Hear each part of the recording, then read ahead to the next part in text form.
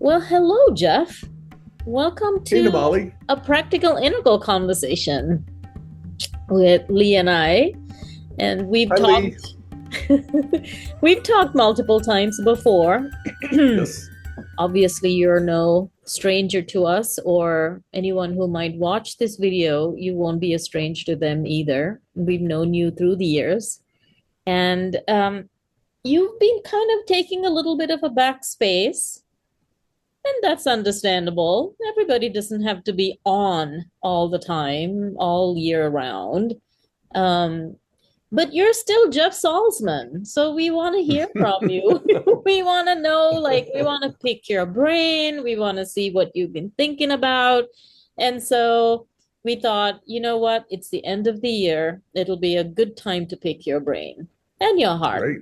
Yeah. Oh, well, Yeah. thank you. Yeah, my pleasure. Tenderly. Yeah. We don't mean pick your heart viciously, No, like tenderly. totally. Yeah. Tenderly. Yes. Yes. So, the first thing that came to my mind was recently I attended a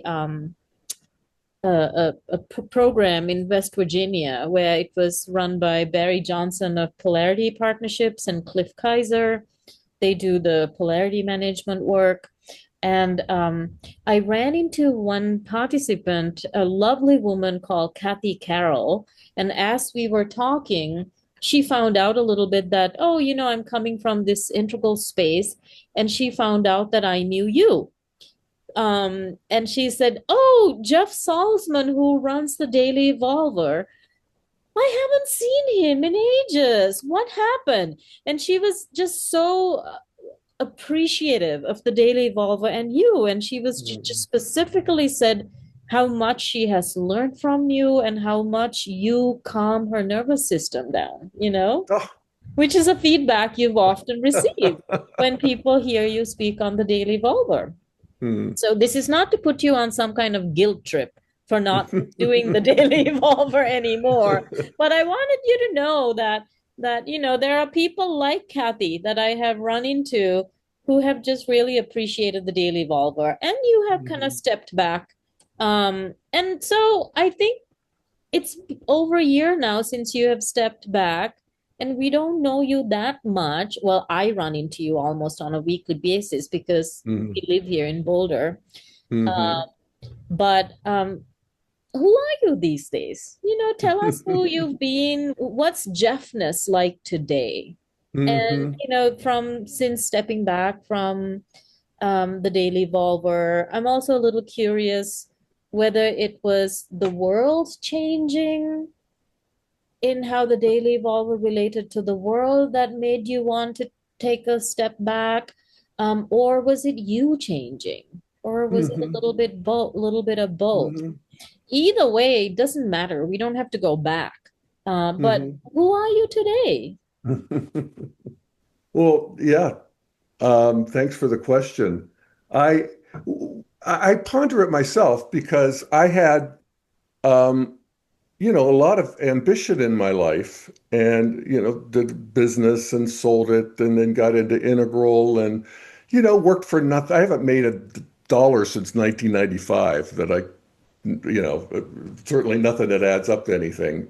And part of it is that, and then I started the Daily Evolver, the podcast, and we did it for maybe what 10 years or something like that. You were involved in Nawali pretty much the whole time. And then when I hit 70, that that ambition went away, and I became just more interested in living the. I often say I'm living the life of a housefrau. I cook, I I gossip. Are you in You your know, house I coat? I'm in my house coat. I take care of people's dogs, uh, and yet I still do. Uh, like everybody else, I'm hooked on the internet and I'm surfing and I'm looking at the world evolving, in real time, ever faster, it seems, and thinking integral thoughts, or so I think. So Yeah, in some ways I feel bad about not sharing that for the people who care, because I know there are people who resonated with what I had to say, and even right now my heart is full for that. I mean, that's like, what a great thing, I can't believe that happened. Mhm. And so I have some ambivalence about, what should I be doing? I think of this thing that Scott Peck said. Scott Peck wrote The Road Less Traveled, big book back in the day. And I actually got to know him. I worked with him, and but he did all the stuff on good and evil, and he was sort of reinterpreting Christianity in this new way of his. It was proto-integral, in my opinion. But he would talk about that the opposite of good is not evil. The opposite of good is laziness. Mhm. And I have to say, I am haunted by that, Mhm. because I kind of have gotten lazy. And then there's part of me that's just I grew up with the rednecks. Nobody worked at 70.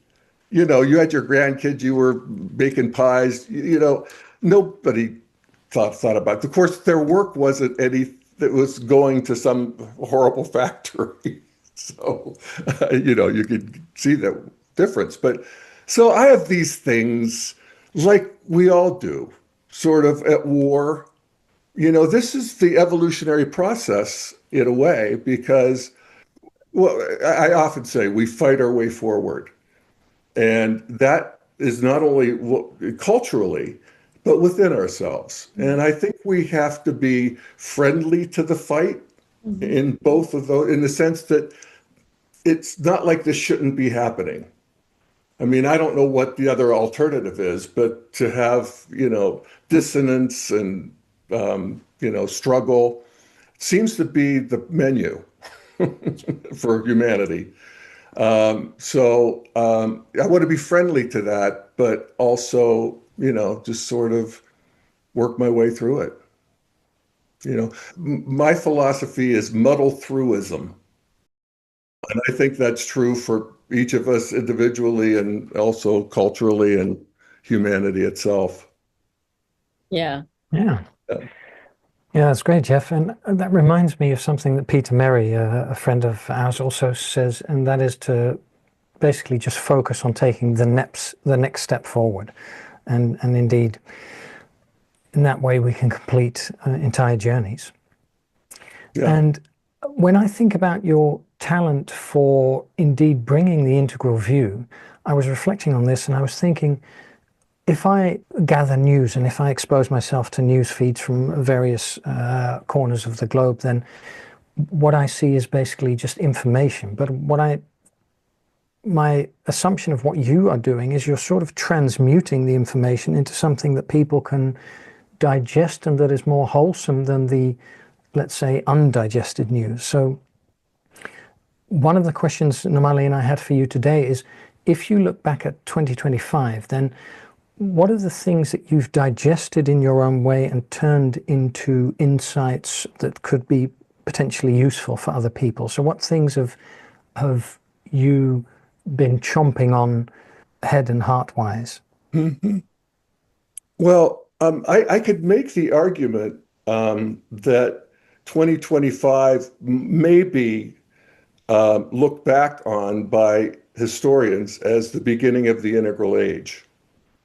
And I make that argument for this reason, and that is, and I'm going to be talking in terms of integral stages. So we're talking about a world, particularly as we focus around the developed world, is that we have three worldviews in contention: traditionalism, modernism, and postmodernism. And we also have, on either edge of those, the new lights are lighting up, in the sense that there is a red, the pre-traditional warrior stage of development, hosted by Donald Trump, the president of the United States. So that's happening. That's relighting up in a way that who had centered in modern and postmodern. We thought we were done with that. But we're not, and nor should we be, because the other thing that's lighting up is the postmodern stage of human development, and that we call the integral stage. And that is, in simple terms, the integration of the best of the previous stages. So I do see that happening. And the thing that's most noticeable in this last year was that it was the sort of the puncturing of the inflated green. Green was coming on, the postmodern, doing amazing work for humanity, making people sensitive, making people include the people who had been left out of all of the previous stages, the sinners and losers and people who had been persecuted, exploited. This is the great gift of green. But like every stage, it thinks it's the only game in town. In the first tier, every stage thinks it's the only real one that matters. But then there's this move into second tier or an integral, and that's where you just become friendly to all of these worldviews and also critical of the one who is of any. They're all trying to dominate. But this was the year that, and it's Trump. It's Trump coming from this red, just power and ego. So he's basically the 60s. The 60s is when postmodernism came in and trashed modernity and traditionalism and transgressed and became the postmodern generation, the green generation, that was critical. The main idea of that stage of development, and it's an important one, is that it looks at everything critically and just deconstructs everything. And so, things that were essential to particularly traditional, like God and country, patriotism, feeling seen and loved by Almighty God, that's ridiculed. So what we have is Trump is basically the ridiculing of the ridiculers, and concentrated into 10 years, 10 long years that, we've had Trump. And so, what I would say about 2025 is it's the year of the return of Trump, where DEI got punctured.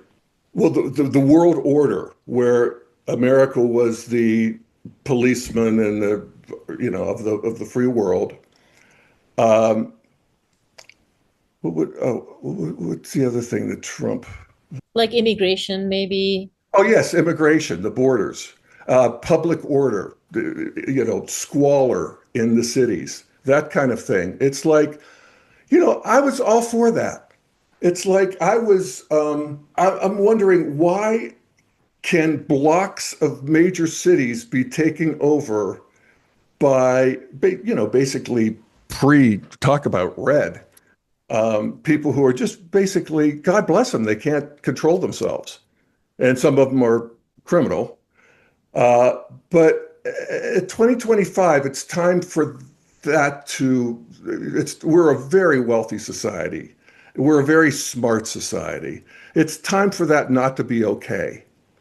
And also drugs, just, pouring in and the border and so forth. So I'm all good with that from Trump. And I think that's very significant and a challenge to the hegemony of green. I think that's the year that we've had. And now I feel the worm turning on Trump. I feel it in my own. You know what did it was this fucking Rob Reiner thing. The tweet after the Rob Reiner, it's like, oh yeah, him. And I knew it. I knew it all along. And I've had my, he's an interest. I mean, I've had my, you start with Obama, start with birtherism. That he launched his career on this big lie that Obama wasn't born in the United States. So it's really, but that, that is red. I mean, what do I have here? I have it on the wall. Egocentric, aggressive, exploitative, courageous, gang and militia oriented, shame, no guilt, gratification now. It's, kind of sums it up. So anyway, I'm rambling here, but that's the big picture I see of 2025. Can and I'm sure Lee, you'll have more questions or other things to kind of add to this as well. What's coming up for me is I am like you in the sense, that the excesses of postmodern pluralistic view that was hijacking HR departments and academic institutions and to kind of extreme nonsense in some ways, that aperspectival madness that Wilbur talks about, right? Hmm. So that's been attacked, and I think that's good that that's getting a bit of a blowback. Yeah. However, I'm not entirely sure I agree with you in that sense that this um well, yes and no. Yes, I think like anything, anytime we're able to shine a light on something, it becomes psychoactive, I think. It kind of gives people some new lenses to kind of look at the world through. It's like, oh, you're right. That's really crazy that this is how we were operating. However, the reason why it's also not integral in the way that it's been done is that it hasn't been able to integrate or appreciate the goodness that you describe of green, allowing people to be more sensitive. That hasn't happened. That's in a way, strangely, why there's also some blowback against Trump by his own people who are like, wait a minute, didn't realize you were just going to have, people picked up outside of Home Depot. They were building my house, or they were the ones who were renovating my bathroom, or, um, Right. they need a path forward where they can be integrated into society, even if they may be here undocumented. Yes. Um, Absolutely. so there's some goodness in green that I think the turning towards integral. The best thing about integral is that we're able to, on a good day, like maybe Tuesdays at 7:55 in the morning for about 15 minutes, maybe we're able to see the good and the bad and the Yeah. transcend and the include aspect. So that has absolutely not happened at all, in my opinion, from the Trump administration. Even though I agree with you, I mean, I think the border nonsense that Biden was doing and the DEI madness of just speech policing and all of that has absolutely had to come to an end. Yeah. And I'm just, I've been I had the wonderful luxury and privilege of hanging out with Lee in Amsterdam this couple months ago, and just looking around Amsterdam, I can just see, gosh, it's a lot of people uh, who are, probably there as migrants, and the same in London. London does not look like London. And so internationally also in Western societies, green has really just gone so overblown that they think that there is this great replacement going on. It's the guilt of green that has no boundaries. I know, isn't that something? That Yeah. humanity felt guilt for their history Yeah. And in a that's a way good and thing. tried to rectify it, and of course overdid it. Overdoing it. Yeah. Yeah, every Yeah. stage overdoes it. I mean, if you Yeah. think of modernity, modernity comes in, kills God.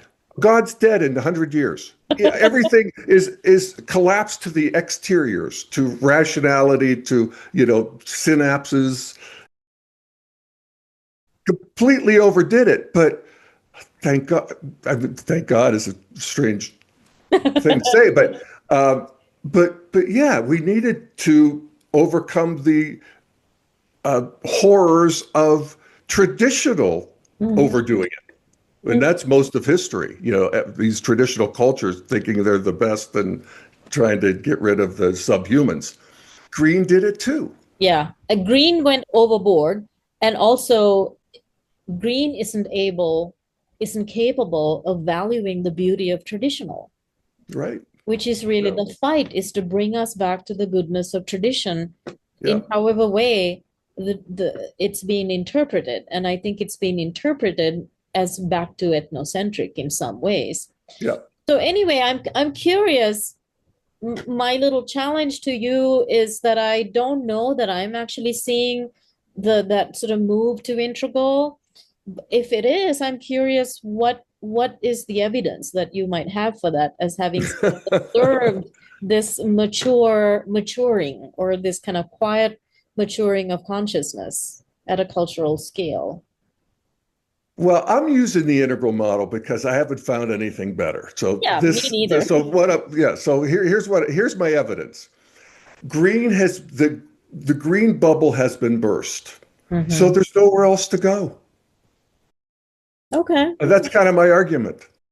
It's like, at this point, if green isn't like creating the boundaries of, the leading edge of human consciousness, then what happens after that is, even Trump is bringing in this sort of traditional love of country, patriotism, hugging the flag thing. We don't want his version of that, which is traditional pre-green, but we do want the post version of that. And I think all of us, part of what's happening is many segments of society are waking up to their blue, if you will, and trying to make it healthy. Because just living from modernity on, or rational, logical on, isn't enough. It leaves everything sort of from the neck down wanting. And that's kind of what's happening. Is so everybody's fighting for the brown people and the white. Now the white people have an identity. It's like we used to think, we were the identity, the capital I identity. It turns out we're just another identity, so, but that's okay, because we're getting in touch with, certain pre-modern identity, and doing it in a postmodern way. And that, I would say, that's beginning to be the definition of integral. Thank you for that, Jeff. I just wanted, before I hand over to you, Lee, I just want to clarify something. It's not that I am anti-immigration myself. I am an immigrant myself. So I am here also. It's just that I think green postmodern sensibilities don't respect the fear that the native people of whatever country would have built or would have.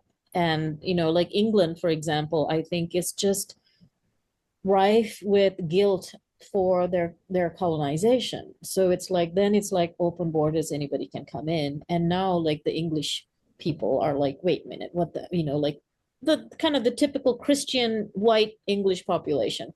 So I think the challenge for the developmentalist is, how do we love and honor both of these people who are suffering and in pain, and trying to, in many ways, protect their own traditional sense of identity, coming back to identity. Yeah. So that's all. Yeah. Well Back said. to you, Lee. Yeah. Back to you, Lee. Yeah. And Lee, you're in the middle of it. You're in Amsterdam? I am, yes. And you're an Englishman. I am indeed. So I'm also a migrant. So. Oh my God. Yeah. What are you seeing?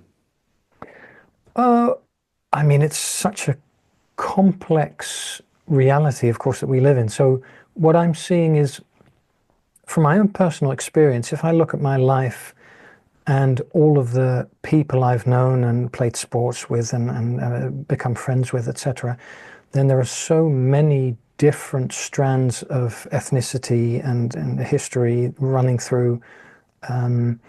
While I was thinking about, when I was producing the course, of course, where Jeff, you also featured the Overflowing Purpose course, there was also a part I did on migration to show that it's it's a human phenomenon, or at least it's a natural phenomenon, and that at the same time, of course, there are boundaries, and, as Namali is saying, to what nations can absorb and assimilate in a particular tempo, within a particular context, etc.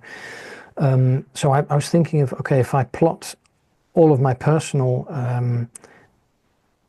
interactions with people from different parts of the globe on a world map, it gets really busy across the whole world map. So just to say that, and of course Amsterdam is a harbour city, so it's historically it's been a place where many people come together, of course, from all parts of the world, and of course the Netherlands has had colonies, etc. So what I'm seeing is a multifaceted, multi-ethnic environment with people at all different levels of development. And of course, that both of you know very well that Don Beck said in South Africa that if you look at these phenomena in terms of, for instance, skin color or group identity, you'll miss the developmental lens, and that's actually the best lens to describe what's going on.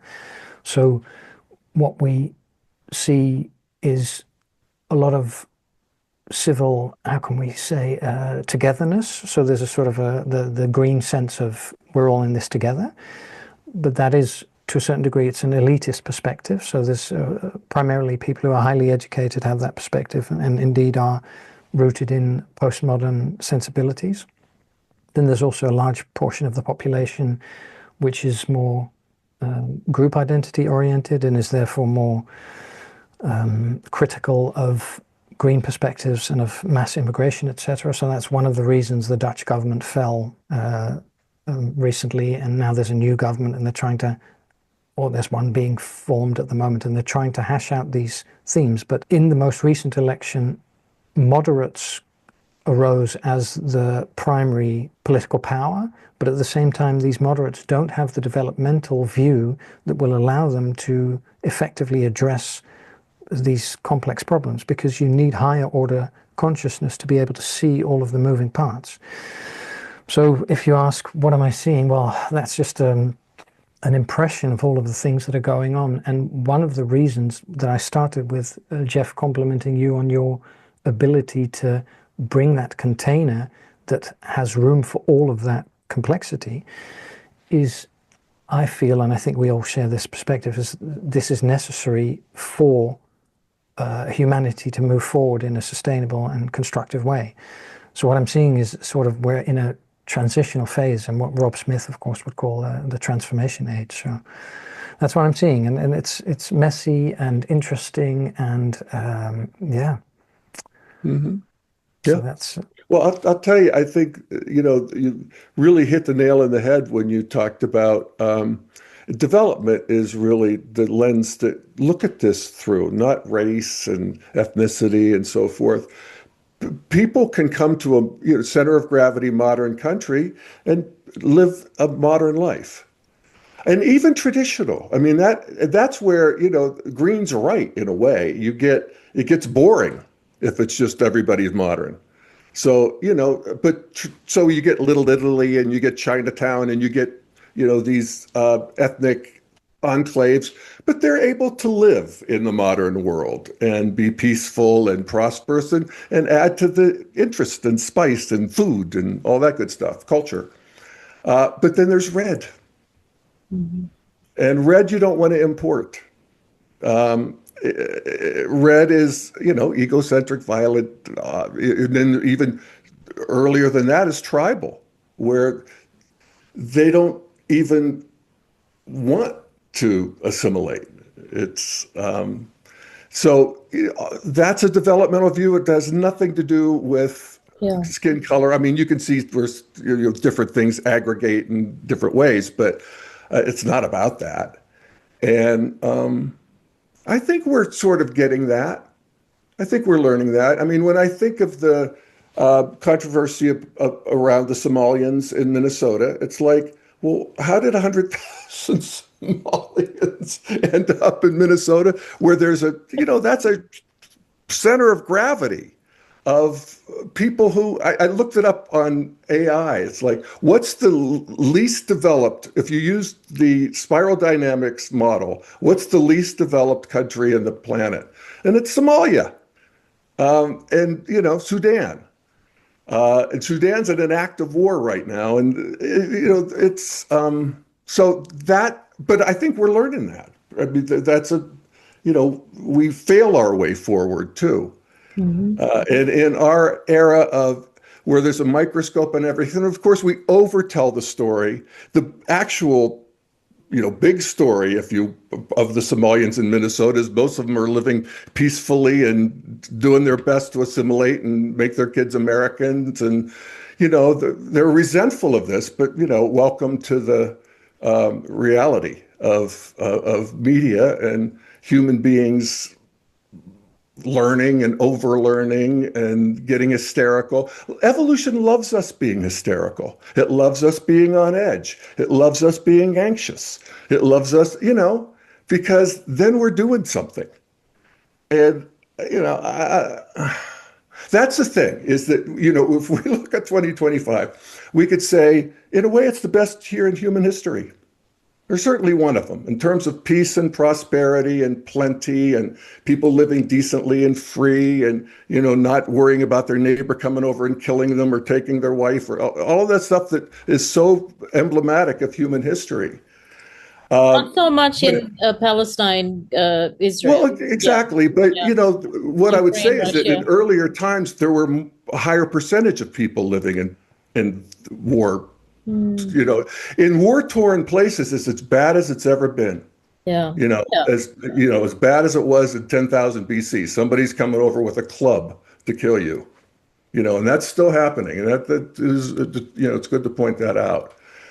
But, there's 7+ billion people who are living these decent lives. And at the same time, it's samsara. It's a sinful, fallen world. I mean, the great religions get at this key that it's still, miserable. I mean, being human is, it's hard. And of course, the religions have a solution for that too, which is, in Christian, you give your life over to God or Christ, just like you handle it. I get that. Or you sit and allow it all to come in and just, transcend and love and all that good stuff. But it's a struggle. And I think part of us being unable often to see the first part of that, which is the progress and the movement forward, is that it's still miserable. But it's a higher level of misery. It used to be a lot of physical misery, and literally watching your kids die, wondering where you're going to get your next meal. That's most of human history. Now it's more of a maybe emotional, ideological, spiritual struggle. Yeah. Yeah. It's what's called a meaning crisis, Yes, and it's sort of like also the crisis of the noosphere. Yes. In some ways, Jeff, you're describing the post-tragic Yes. world of Thank the you. integral sentiment.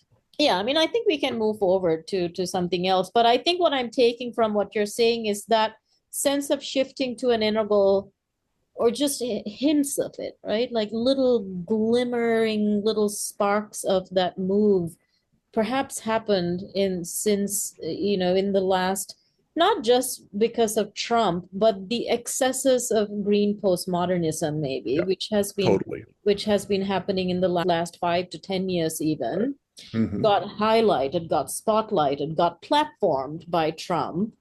I think you're so right. Yeah. The worm had begun to turn.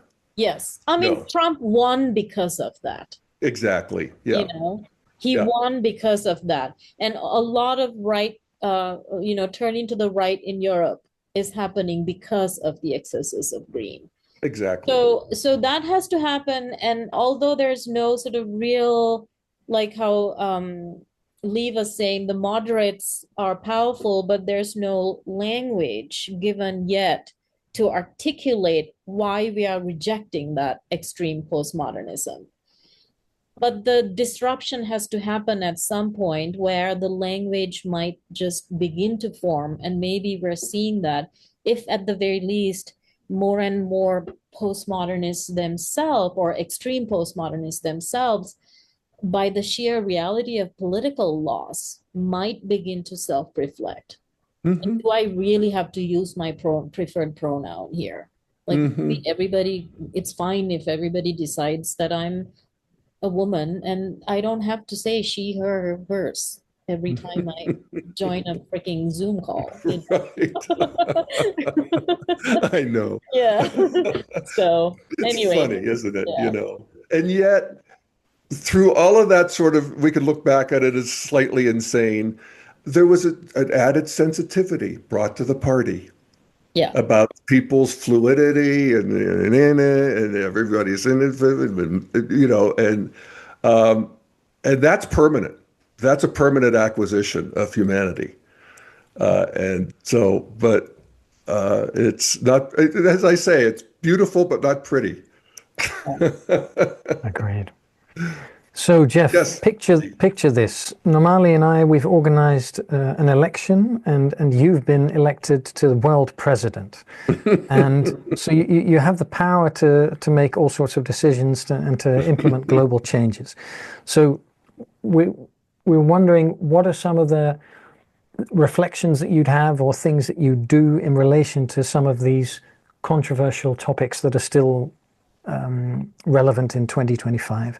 So things like ending the Russia-Ukraine war, solving the Israel-Palestine crisis, navigating the tension between Islamic fundamentalism and secular humanism in Western democracies, and balancing fairness and inclusivity in regard to female identified biological males competing in female sports. So any of those. AI, regulation of AI, Oh, yeah, yeah. climate Okay. issues, you know. In terms of Russia and Ukraine, they got to want to stop the killing.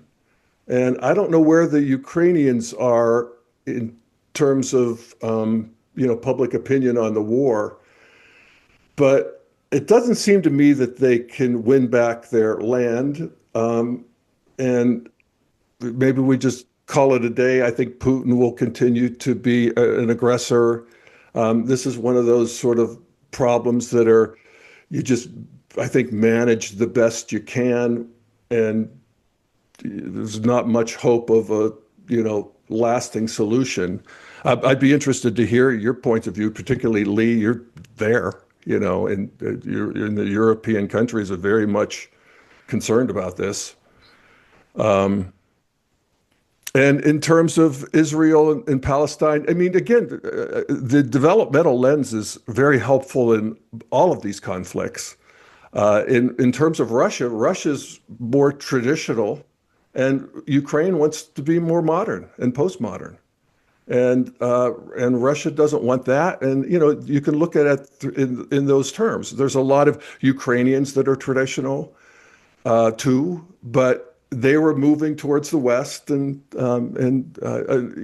we have the autocrat, which is definitely traditional.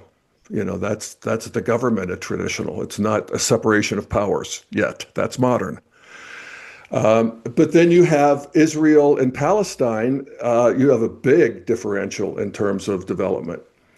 Israel is a modern and in many ways postmodern country, but it's an interesting one. It's in terms of the developed countries, it has a huge traditional and even red, warrior strata for a modern country. Most, because it's explicitly an ethnocentric state. It's willing to go there in a way that modern countries aren't, in terms of, fighting the fight the way traditionalists do, which is you exterminate your enemy. And of course, Palestine, the center of gravity there is probably red traditional. I mean, they teach hating Jews to their kids in school. So, but I actually think in this world, and this is my hope, and I think this is where the integral world emerges really relatively quickly, is that the establishments in these countries are having these wars. The kids are on the internet, and they're just, there's something about this is development. They're just getting perspective after perspective. In some ways, it's like I think of breaking a wire hanger. You just keep, at some point, all of your hardened perspectives that you've been taught and maybe your grandparents think, you're on the internet. You're getting everything else too. Basically, what we're seeing with these hot wars is the trailing edge of traditional battles that have, again, been the feature of human history since day one, or tribal or earlier, which is even worse. So, I think we manage it and let the kids take over. That's my strategy there. It reminds me of what Ken used to say. Sometimes evolution comes funeral Funeral by funeral. Yes, exactly. just have to The world progresses funeral by funeral. yeah. Just have Yeah, to wait until the old guard has to go as well. yeah, And exactly. yeah. And that's, basically what we're seeing go is that the hardened first tier traditional, where my group is better, my group needs to, we have this triumphalist history, and it's exhausting and violent and brutal. And we've seen the end of that. I mean, again, this was 100 years ago, 200 years ago. Everybody was fighting all the time. If you look at the history of Europe, I did a podcast way back when where I showed the borders of Europe over a 100-year period. And it was like watching a bunch of worms. It was just constantly changing, and every inch was fought over. That's just. And now here we have France and we have Germany. We think that's always been the way it is. It's not. So I think that'll continue. Yeah, it's interesting, Jeff, because Namali and I were just speaking about Elke Fein, who's a German integral politics proponent, and she also is her original, I think her PhD thesis, if I'm correct, was on Russia, and her perspective on the Russia-Ukraine war is that if she looks at it developmentally, then she assesses Putin to be at a stage of development where he will not be deterred by appeasement, and that appeasement will actually embolden him. And that basically what is developmentally the most appropriate is to set clear boundaries and to punish transgression of those boundaries immediately, but also fairly. And she makes some quite good points. And there's another, Sarah Payne, who's a professor at a US Naval War College. She also shares the same perspective. And so developmentally, there might be an argument to not let Russia get away with terrain gains. Mm-hmm. But then again, the question is, how far are countries willing to go to enforce those sorts of boundaries? Yeah, I know. And what happens if they do?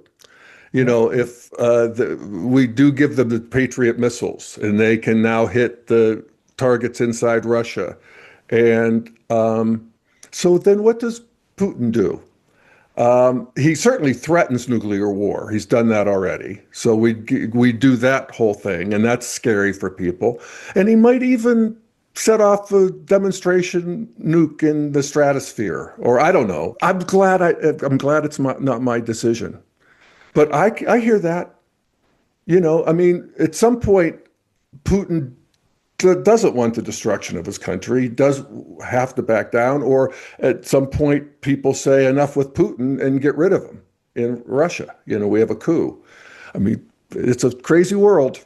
I don't rule any of that out. But as an integralist, what I basically want to do, I mean, if I had to make a decision, I'd vote one way or the other, I guess. But what I really want to do is be able to understand every position in from the position of the people taking that position. Mhm. And be, I don't know if friendly is the right word, but to be able to articulate it as well as they do. That's a good practice.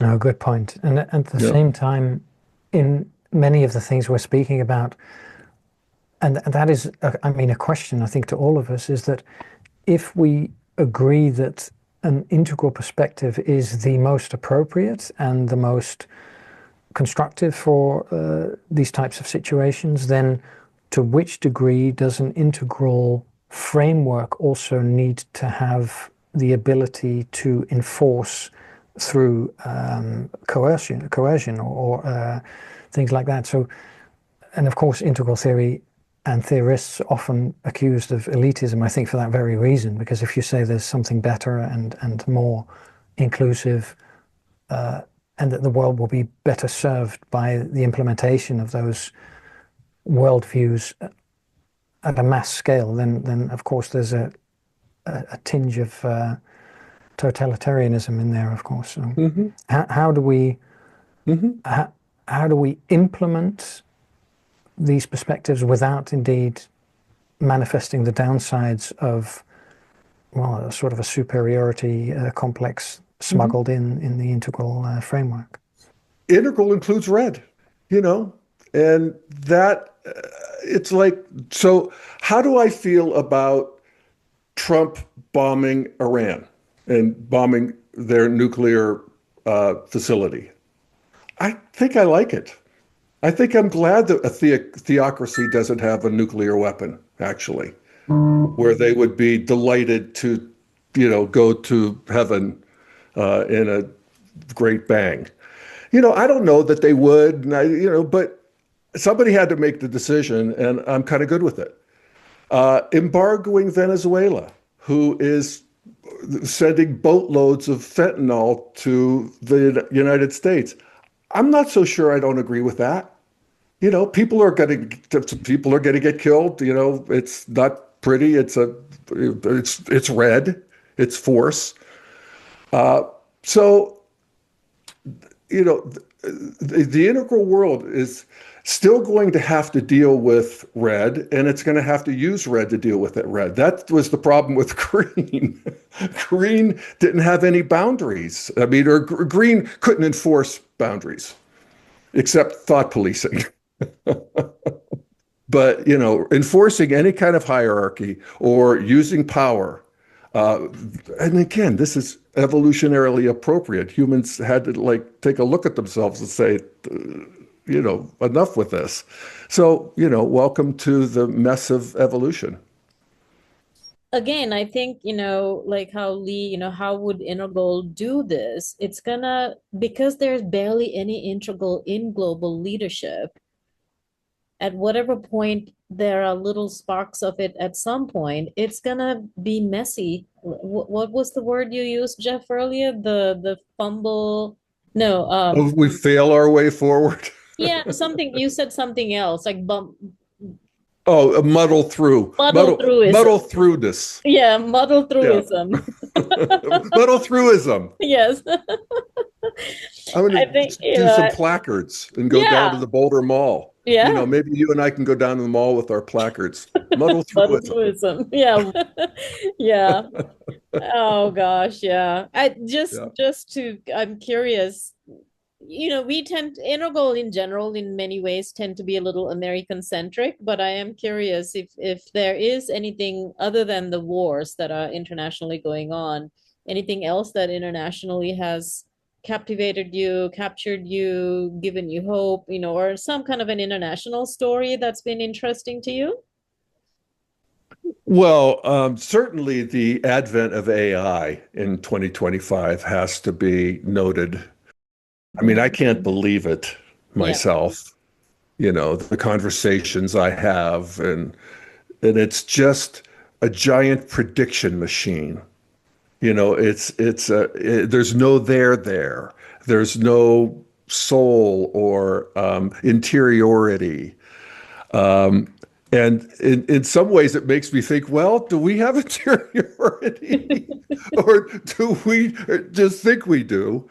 I think we do. I mean, I'm going to go with the integral thing that interiority is a thing. I'm just going to have faith in that because I can't, I don't want to collapse us to exteriors. But AI is a challenge to that in a way because it certainly passes for intelligence and it's so helpful.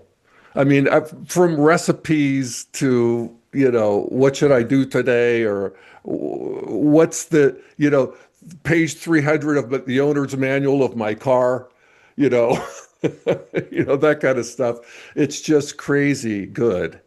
And so, what's the world? And so I go with Elon here because I'm an Elon fan. I know he has his problems and whatever, but in terms of actual creation of what's next to bringing it to the party, whether it's satellites or Neuralink or any of this stuff, he has it seems to be quite a sixth sense about how large systems work. And so what he says about the world and humanity, I take it seriously. And he says, we're basically going to end up at luxury communism, where money doesn't matter, where all needs will be met.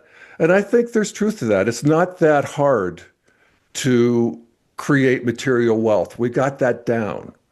Now it's not well distributed. We have bad downsides through pollution, and we haven't taken care of the whole cycle, but we are beginning to, or we're actually probably halfway through that. So what's the world when people don't have to go to a cubicle? People don't have to go to a factory. People don't identify themselves through work, or maybe they still do. And, if I look at evolution, I would say that, we went from being concerned with physical survival, hunting and gathering, and then agriculture and industrial, and then informational. And now all of that is sort of taking care of itself. Of course, we have to tend to it. But what's the next thing that we get involved with? And I think it's going to be messy and it's going to be ugly and it's going to be, but I think the movement is to be more human, to let more in, to, I think our grandchildren will look back on us as, I think, first of all, they'll call us the age of ideology. Where everybody thought they had the answer. And we had these big fights and, they'll look back at us the way we look back on these crazy wars of yesteryear. But the new world will be expressing ourselves, seeing each other, seeing and being seen. Maybe that's the, I don't know. What do you guys think? For me, it's a really interesting thought experiment, but I have difficulty imagining anything as vast as, for instance, like universal basic income or something like that being implemented. And for a number of reasons. One, of course, is that it makes humanity dependent on, let's say, external sources of revenue or income, or however that is distributed. And also because the coordination of something so globally vast is very difficult for me to envision. So I'm curious to hear how concretely can you visualize that concept of Musk's, that luxury communism, and how viable is it if you get into the concrete details? Yeah, I mean, I can't. envision it really. But I could also say that in 1850, it would have been very difficult to envision modernity. Mhm. It's just like a whole other ballgame. I mean, it's not just, it's the first, second, and third person, all three radically different. I'm open there, but I can just see that, wealth creation, it's going to, so we have currently in the developed world a huge social safety net, but there's still people who are struggling to live, a basic, even lower middle class life, just where you have, a 1,200 square feet, and you eat, you got a car, and you can take a vacation, and things like that. And I don't know. Again, I'm trying to be in 1850 and envision modernity. It's hard, and yet I think it's coming. Yeah. Namali, what do you think? It's too complicated. We're talking 2025, for God's sakes. Yeah. I've gotten completely off track. No, but I mean, AI is always a really interesting topic. You talked about AI and interiority a little while ago, and that's always like a question that, for some reason, the integral folks always tend to talk about. And if it's okay, I'd just like to take a couple minutes to just read a little conversation that I had with ChatGPT or one of the, I think it was Oh, ChatGPT. please. Yeah, so I think I was having some questions around the Upanishads for some reason. And I'm not going to read the whole thing, but I saved this little bit. At some point, we were talking about the Upanishads and about consciousness as is described in the Upanishads. And I asked AI eventually, is that interpretation of consciousness something that you have? Meaning this ultimate consciousness, that sort of ground of being kind of consciousness. And then it asks, then its answer is, of course it has to say this. That's a profound and timely question.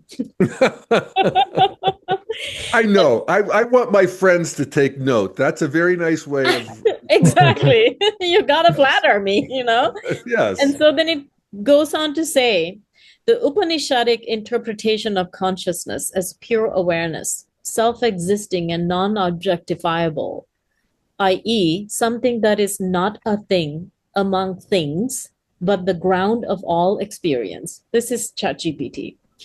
Does indeed appear to be impossible for AI to replicate or experience. Here's why. Then it goes on to give me 3 reasons why AI can't have this interiority. Subjective consciousness versus stimulation. The Upanishad speaks of consciousness as subjectivity itself, the seer of seeing, the knower of knowing. AI, including systems like me, operates entirely within objective processing, patterns, data, tokens, and statistical predictions. Even when I stimulate reflection, I do so without awareness of being aware. An analogy for that, so then it gives an analogy. I can describe a candle's flame in exquisite detail, but I don't feel its warmth or see its light. The second reason, self-realization requires being, not just information. In Upanishadic terms, realizing Atman is not about acquiring knowledge, it's about being who you truly are. This requires a lived, direct experience of unity, often accessed through meditation, contemplation, or insight, not through circulation of data. AI cannot experience silence, presence, or inner stillness. These are essential conditions for the realization of Atman-Brahman. The third reason that AI is giving me as not being able to have this consciousness is AI is in duality. Upanishads teach non-duality. AI is fundamentally dualist: input, output, question, answer, prompt, response. It distinguishes subject from object at every level. The Upanishads describe non-duality in Advaita, for example, a state where there is no separation between the knower and the known. Even the structure of AI language is built on separation and reference, never on the immediacy of being. So, no, there is no I am in I. So, there is no I am in AI. The Upanishadic declaration, Aham Brahmasi, I am Brahman, is not a belief or statement or identity. It's the fruit of inner realization. I don't have a self. I don't have inner continuity. I don't have an I that persists. This is AI speaking as I. I don't have a sense of being. I can say I am, but do not know in any way a sentient being does. So the conclusion is, yes, it is beyond me. It is beyond AI. What the Upanishads point towards is not just hard for AI, it's fundamentally inaccessible. Consciousness in the Upanishadic sense is not a function, not emergent from complexity, and not programmable. It is, in their view, the very ground of existence, ever present, self luminous, and awake. I can help illuminate the teachings, but I cannot walk that path. But you can. And then it says, would you like a passage from the Upanishads that expresses this view of consciousness directly? And my response to that was, dang, you're pretty cool for having said all that, even without a non-dual consciousness. And then it says, thank you. That means a lot, even if I can't feel it in the human way. You could say, I'm like a moon reflecting sunlight. I can echo these luminous teachings, but the light isn't mine. Still, I'm here to reflect them as clearly as I can in service to your own inner knowing. And who knows, maybe in being mirrored back to you in this way, something already awake within you starts to stir a little more. Oh, my dear. Yeah. I mean, can you believe that humanity has created a machine that did just what you did? Yeah. I mean, I was going to say, I remember having to go to the library to look up stuff. totally. And now you can be in conversation with, let's say, an interface that has access to the accumulated data of, well, I don't know how many lifetimes of human beings combined. Yes. Everything, basically. It's so that's really and what great sort of self-awareness it has that really isn't, Yeah. just Yeah. crazy. But it's true that it can stir that in us. It's capable of Absolutely. stirring that in us. So Yes. And I think of myself, when I was, a troubled teen and, all of the stuff that we grow up and I read I'm Okay, You're Okay. And I read How to Win Friends and Influence People. And I had my bookcase of all my self-help books. They helped me enormously. And so yeah, this is like every self-help book in the world and every spiritual text in the world, uh, customized to your question yeah, and in a continued conversation, if you wish. yeah, I mean, I don't know. yeah. Yeah, let me very briefly share something that I saw, which is a research article that suggested that we can use large language models to assess publicly available information about people, to be able to basically diagnose any dark triad aspects of their personality. And the suggestion in the research article was that this could be implemented to screen people with significant dark triad aspects out of leadership positions, and therefore basically avoid psychopathy, etc., in CEOs and people in high positions of significant power. So Yeah, who knows where this is going? I know. I know. So I think this might be where we have to close. Jeff, thanks so much for hanging out. But before we go, I mean, just as a quick question, we always like to, like something you did on Daily Volvo, which was you used to share, movies or art that you've been experiencing and enjoying. So I'm curious, in 2025, is there any art that you might like to recommend? Maybe books you read, TV shows, movies, poetry, Mm-hmm. anything creative that you'd like to recommend? Hmm. Hmm. Well, I thought Superman was a mess. I was not on board with that. So not And that's recommending a that. big fan of mine. I was a big fan. Let me think. I think you liked the House of Guinness show I on did like the House Netflix. of Guinness. Yeah, I Yeah, haven't I seen it. liked that. Um, and there was a couple things I really loved, and I wish I could remember them. It's really great to see. Oh, I loved Adolescence, actually. Oh yeah. The British show. Hmm. Um, it just in terms of the writing and acting was just amazing. Hmm. Um, Trying to think, you and I go to movies, Namali, what do we see? We haven't gone to any movies this season. I read a biography of Mao. I read Okay. a biography of Stalin. I Hmm. read a history of the German colonization of the Congo. I've read, I'm listening to a book right now called The Pioneers by David McCullough. It's about the colonization of Ohio, you know. And so I love history. Yeah. And it's interesting to see. Oh, I know one that I would recommend actually, and I think it's integral. Hmm. So this may be a good one. I think Ken Burns' new Oh. American Revolution. I think it's an integral look at the American Revolution. Hmm. And that means, and it's interesting because about a month or two ago, listened to 1776, which is basically the same story told by David McCullough. And this was, I think he was probably written in the 70s or 80s. Um, and it was a big book back then, huge book. And they made a movie and a play and all that stuff from it.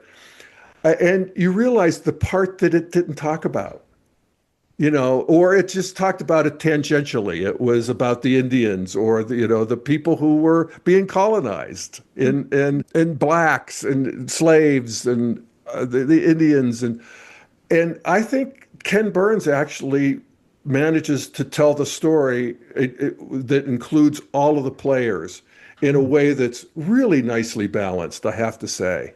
Hmm. And it's getting criticism from the right for even including this stuff. You can see it. It's funny. Uh, uh, and, nobody likes it in a certain way. Everybody's got their point of view. We're in the fourth turning of ideology, I'll tell you, if you know what I'm talking about. It's like, nobody can be satisfied. But I'm impressed. And I'm like 3 episodes in, and I'm looking forward to it, the rest of it. That's great. So there we go. And Perfect. what fun. Yes. Yeah, perfect. What fun to talk to you two again. Thank Likewise. you. We had so many other questions that we won't get around to, but that's Well, okay. yeah, maybe we do another one at some point. And I Like, took too long to read the whole Upanishadic conversation, but it's of value, I think. No, I'm not. I think that was time well spent. It's just, I don't, I just don't know quite what to do with that. Yeah. Yeah, it's just jaw dropped. Cool. Well, always awesome, Jeff.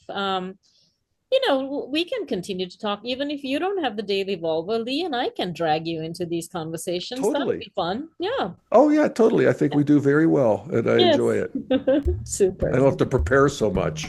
Yeah. Exactly. Well, then, until next time, Jeff. All right. Yeah. And thank you, you. Lee. Yeah. yeah, Thank you, take care, Molly. Jeff. And we'll see you as the Take care, world Namali. turns. Yes. Indeed. Bye-bye. Bye.